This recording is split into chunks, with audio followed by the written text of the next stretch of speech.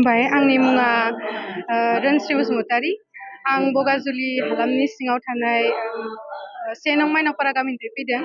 आं दिनै पार्टिसिपेट खालामनानै जोबोर मोजां मोनदों माने आं सेकेन्ड टाइम आरो एबारो ओमफ्राय जोबोर मोजां मोनदों मोजाङानो जादों आंनिखौबो आं मोजां जादों बायदि मोनदों नाथाय बिजिरगिरिफ्रासो मिथिगौ बेखौथ' आं दा बुंनो हाला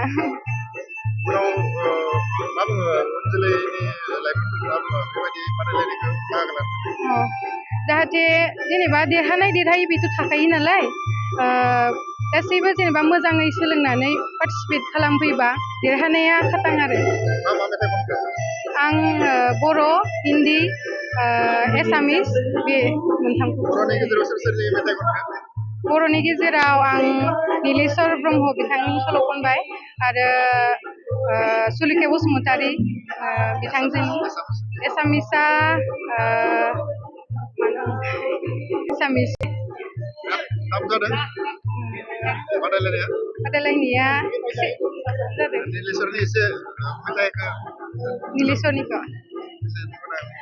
गोसोखांनाय जोबनायाव बावलाङा नोंनि गोसोनि दाहा दैमायाव आय' सोलो नोंनि गोसोआव गोसोनि दाहा दैमायाव गिबियावनो खुलुमनानै बरायनाय थाबाय दिनैनि बे मेगा अडिशनावहाय बाहागो लानानै गोसोखौ गोजोननाय मोनदों जोबोरैनो बियो आंनि नैथि खेब बाहागो लानाय थांनाय बोसोरावथ' गेप्स थाबाय 2022 आवहायबो आङो बाहागो लादोंमोन आरो ओमफ्रायो थार्ड प्राइज मोनदोंमोन ओमफ्राय बिराद मोजां मोनदों एबारबो गोबां माने मोजां आर्टिस्टफोरा रोजाबगिरिफोरा रोजाबगासिनो दङ बिथांमोनखौ लोगो मोननानै गोसोखौ जेन माबा मोनसे एक्सपिरियेन्स मोनदों बिथांमोननिफ्राय सोलोंनो हादों बेनिखायनो जोबोद गोजोननाय मोनदों आरो